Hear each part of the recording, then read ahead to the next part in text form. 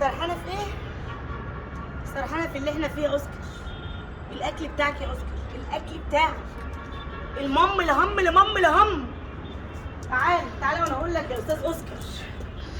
الروس والرجلين اللي كنت بجيبها ب 3 جنيه، الروس والرجلين اللي كنت بجيبها ب 3 جنيه، اسمعني بقت ب 8 جنيه يا اوسكار.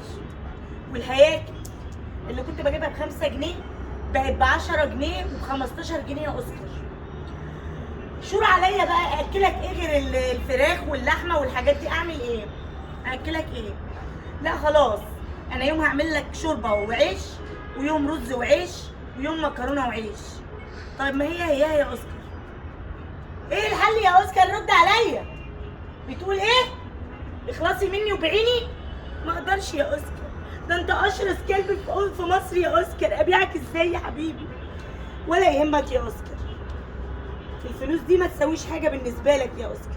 خلاص ربنا معانا بقى ويتولانا، وبعد كده ابقى اجيب الهياكل نقسمها بالنص، نص ليك ونص لينا.